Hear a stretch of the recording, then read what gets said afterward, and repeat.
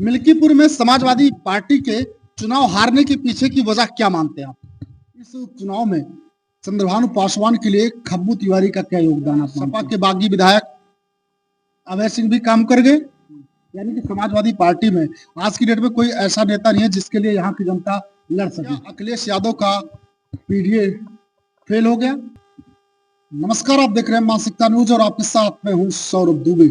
लगातार आपको मिल्कीपुर विधानसभा उपचुनाव की कवरेज हम दिखा रहे थे, ग्राउंड जीरो से दिखा रहे थे कि आखिर माहौल क्या है।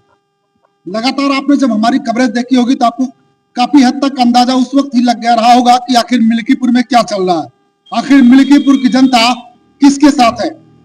आज जब नतीजे सामने आए तो फिर नतीजों ने उसी पर मोहर लगा दी जो पब्लिक कह रही थी। पब्लिक लगातार इस बात को कह रही थी कि यहाँ पर एक बड़े अंतर से भारतीय जनता पार्टी चुनाव जीतेगी।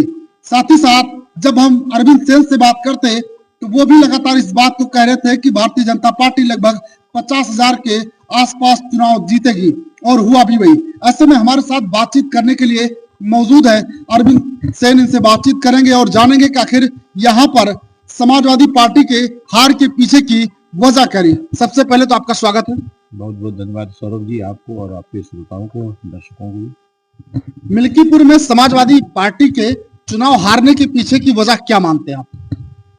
देखिए, चुनाव मिल्कीपुर का एक विशिष्ट चुनाव था, ये मैंने पहले भी बताया था, और इस चुनाव में ढेर सारी ताकतें इस्तेमाल हुई, जिसके चलते जो लोकतंत्रात्मक शक्तियां हैं वो कहीं न कहीं कमजोर पड़ी। दूसरी जो ताकतें हैं जो प्रभावित करती है चुनाव को, वो सशक्त हुई है, और जो परिणाम है वो आपके सामने है। इस चीज का अंदेशा था पहले से ही कि लोकतंत्रात्मक शक्ति के कमजोर होने के साथ ही अगर अन्य शक्तियां उभरी तो निश्चित रूप से जो चुनावी समीकरण है वो सधे। जो और से अर्थ की ताकत है, जो जातीय ताकत है, जो ढेर सारे राजनीति के पैतरे हैं वो इस्तेमाल हुए। प्रशासनिक पैतरा भी उसी में आता है।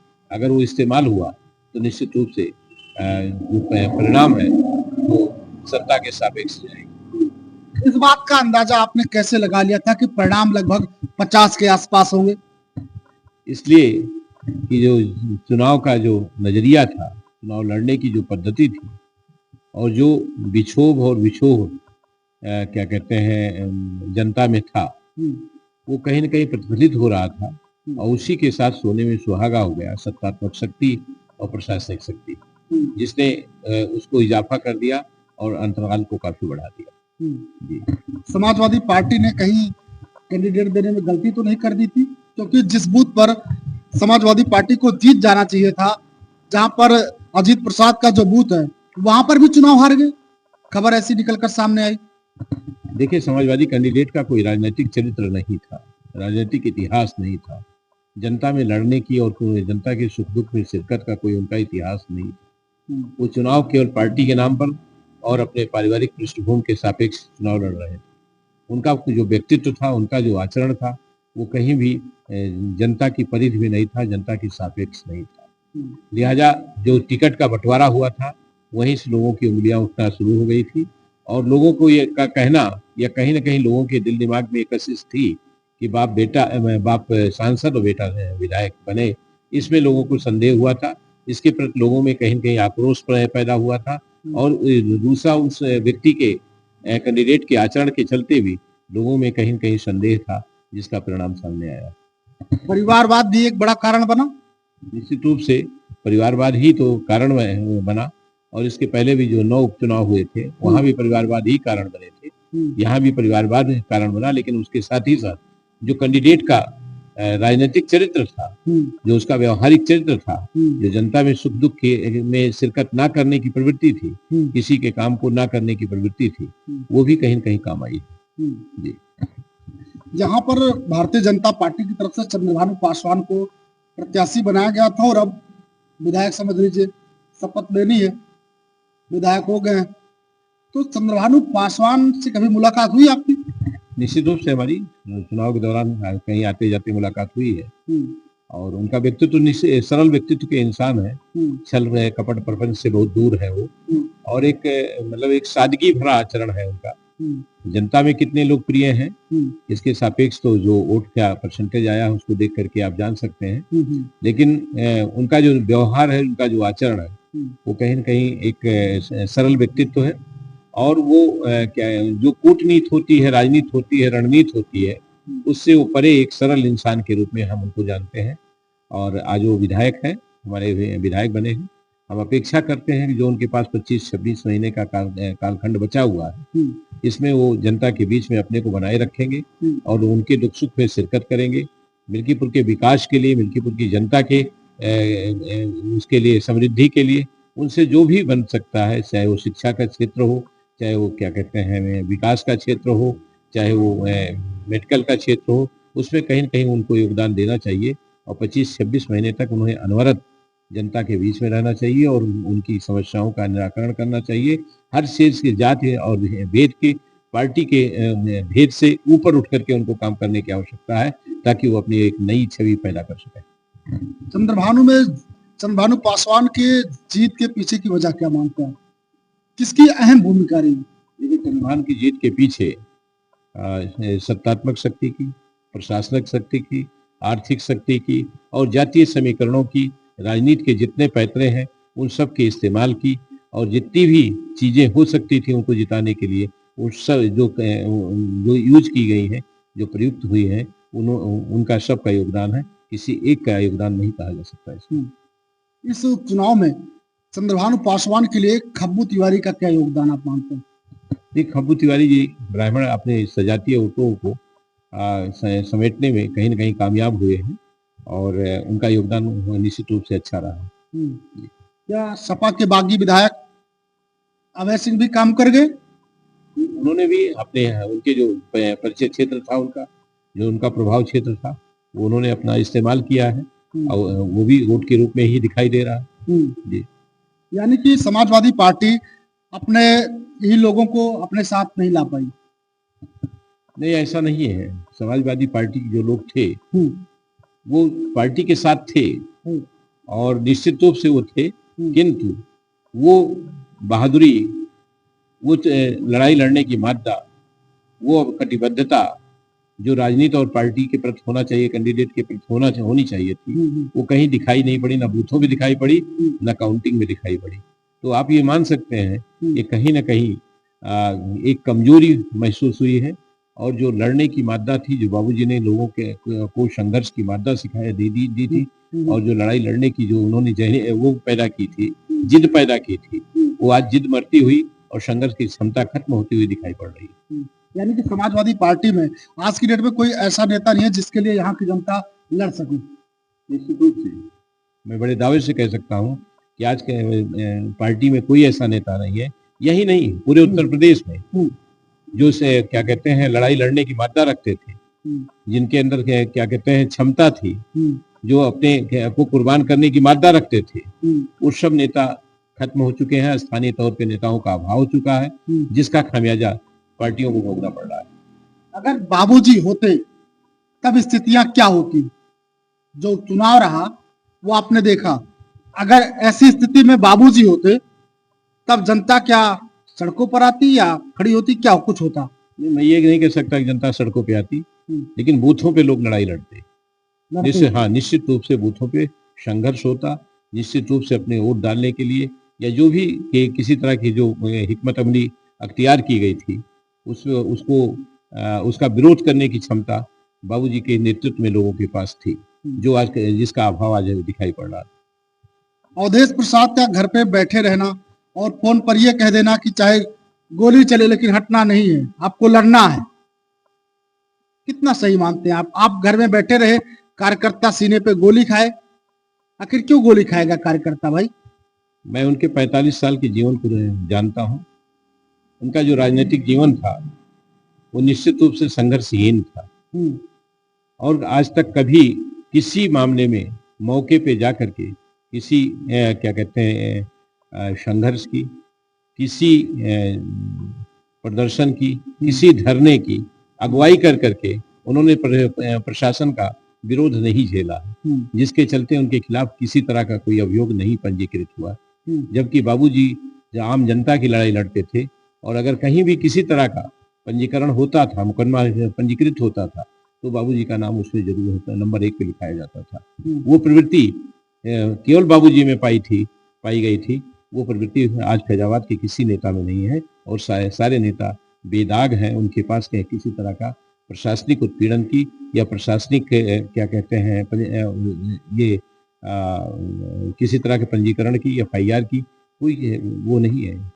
आप किसी भी नेता को जो मंच पे बैठ करके आज प्रेस वार्ताएं कर रहे हैं, उनके क्या कहते हैं उसको देखिए, प्रशासन से लड़ने की, प्रशासन से विरोध करने की और प्रशासन के सापेक्ष उनकी किसी तरह की चीज दिखाई नहीं पड़ रही है। और जनता के सुख दुख में शिरकत करने के दौरान बस केवल क्या कहते हैं मौके पर जा करके उनकी समस्याएं सुन लेना और उसके बाद प्रेस वार्ता करके उसको समाप्त कर देना, यही एक लड़ाई का स्वरूप बन गया है, जिसके चलते जनता आज की तारीख में नेतृत्व विहीन होती जा रही है।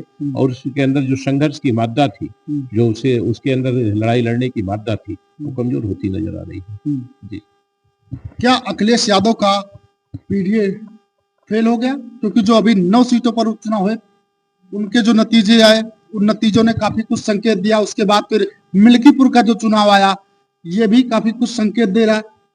क्या अखिलेश यादव का PDA वास्तव में फेल हो रहा है? देखिए, PDA मैंने पहले भी बताया था, PDA कोई गठबंधन नहीं। PDA का गठबंधन और क्या कहते हैं जो आपका NDA का गठबंधन, इसका गठबंधन है, इंडी का गठबंधन है, वो कहीं न कहीं शुरू से ही टूटता हुआ नजर आया है।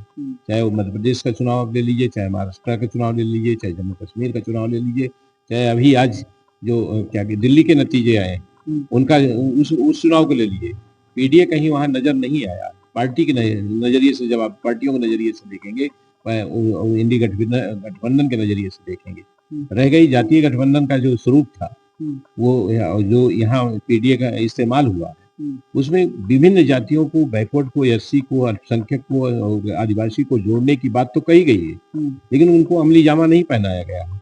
और जो चुनाव के दौरान एक समीकरण बने हैं, जातीय समीकरण बने हैं, जिसको PDA का नाम दिया गया, लेकिन वो अमली जामा नहीं पहन रहे हैं। उनको वो हकीकत के रूप में और जमीनी तौर पे वो सच्चाई के करीब नहीं है। और ना उनका कोई क्या कहते हैं गठबंधन है, ना उनका कोई गठन है, ना कोई उनका संगठन है, ना कोई उनकी कॉन्स्टिट्यूशनल बॉडी है, ना उनकी कोई एग्जीक्यूटिव बॉडी है। लिहाजा उसके गठबंधन का कोई अस्तित्व देर सवेर नहीं नजर आएगा। वो तात्कालिक एक गठबंधन था, जिसको लोगों ने क्या कहते हैं जातीय समीकरणों में सिमट करके और भाजपा के सापेक्ष उनकी जो एक संविधान की सुरक्षा के सापेक्ष और सत्ताधारी पार्टी के विरुद्ध जो एक आक्रोश था, उसका प्रतिफलन है। इसके सिवा गठबंधन का कोई मतलब नहीं। तो अरविंद सेन से हमने बातचीत की, इन्होंने क्या कुछ कहा वो आपको हमने दिखाया। साथ ही साथ एक चीज और भी इनसे जानना चाहेंगे कि आखिर यहाँ पर आपने चुनाव पूरा बैठकर आराम से देखा, क्या हो रहा है, चाहे सत्ता पक्ष की तरफ से हो, चाहे विपक्ष की तरफ से हो, दोनों पक्षों को आपने देखा और साथ ही साथ मिल्कीपुर की जनता को भी देखा। आखिर मिल्कीपुर की जनता ने वोट जब किया तो किस आधार पर वोट किया? क्या जातियों को देखकर वोट हुआ, विकास को देखकर वोट हुआ? आखिर क्या देखकर वोट किया लोगों ने? आप भी एक वोटर है, वोट देने गए तो आपने क्या सोचा था? देखिए, मैं एक वोटर हूँ निश्चित रूप से, लेकिन मैं एक सजग वोटर हूँ। तो मैंने क्या किया ये गोपनीय विषय है, व्यक्तिगत विषय है, लेकिन ये मैं जरूर कहूंगा कि जो सिनेरियो दिखाई दे रहा था चुनाव का, जो ताकतें लगी हुई थी चुनाव में, मिल्कीपुर की जनता को खुले दिल से अपने आप को प्रस्तुत करने का मौका नहीं मिला। निश्चित रूप से कहीं ना कहीं, चाहे वो जातीय समीकरण हो, चाहे वो धन का समीकरण हो, चाहे वो क्या कहते हैं नेताओं का दबाव हो, चाहे वो प्रशासन का दबाव हो, चाहे वो सत्ता का दबाव हो, और चाहे मतलब ढेर सारी चीजें यहाँ काम आई हैं, तो जिससे एक स्वतंत्र निरपेक्ष चुनाव आप कह सकते हो, उसमें कहीं ना कहीं ह्रास हुआ है, लोकतांत्रिक शक्तियों का ह्रास हुआ है। लिहाजा हम ये नहीं कह सकते कि मिल्कीपुर की जनता का जो वोटिंग पैटर्न है, जो वोटिंग का स्वरूप है, वही बना रहा। मिल्कीपुर की जनता हमेशा क्या कहते हैं व्यक्ति विशेष के सापेक्ष वोट करती रही है। बाबूजी के सापेक्ष वोट करती रही है, सत्ता के खिलाफ वोट करती रही है, लेकिन वो समीकरण चाहे वो क्या कहते हैं समाजवादी पार्टी के कैंडिडेट के चलते, चाहे माननीय सांसद जी के अहंकार के चलते, और चाहे वो सत्ता की शक्ति के चलते, चाहे वो प्रशासनिक शक्ति के चलते, चाहे वो जातीय समीकरणों के सिमटने के चलते, वो कहीं न कहीं अपने को स्वतंत्र रूप से वोट नहीं कर पाई है। अगर वो उसका स्वतंत्रात्मक स्वरूप होता तो स्थिति दूसरी होती। दूसरा, कभी भी मिल्कीपुर की जनता ने इतना वोट नहीं डाला जितना वोट पड़ा है। 65.25% वोट का कास्ट हुई है, वो है, ऐसा कभी नहीं हुआ था। तो इसको भी आप एक वो मान सकते हैं, कहीं न कहीं कोई तत्व ऐसा रहा जिसने वोट की परसेंटेज को बढ़ाया है। तो वो मिल्कीपुर की जनता के सापेक्ष अगर आप कहोगे तो मिल्कीपुर की जनता को मैं आज भी साधुवाद देता हूँ, धन्यवाद देता हूँ कि उसे वो जब भी स्वतंत्रता पूर्वक अपना वोट डालने को पाएगी तो निश्चित रूप से अपना मंतव्य इजहार करेगी। शायद ये इसमें उसने अपना मंतव्य पूरी तरह से इजहार करने का पूरा मौका उसको नहीं दिया गया, ढेर सारी ताकतों ने उसको प्रभावित किया है। तो हमने अरविंद सेन से बातचीत की, इन्होंने खुलकर अपनी बात रखी। आखिर मिल्कीपुर की जनता ने वोट किस आधार पर दिया, इस बात को इन्होंने रखा। साथ ही साथ चंद्रभानु पासवान और अजीत प्रसाद को लेकर भी अपनी बात रखी। इनकी बातें सुनने के बाद आप क्या कहेंगे? आखिर मिल्कीपुर में जीत की पीछे की वजह क्या रही? कमेंट सेक्शन में जाइएगा, कमेंट कीजिएगा और कमेंट करके अपनी प्रतिक्रिया हमें जरूर दीजिएगा। बहरहाल अभी के लिए बस इतना ही। देखते रहिए मानसिकता न्यूज।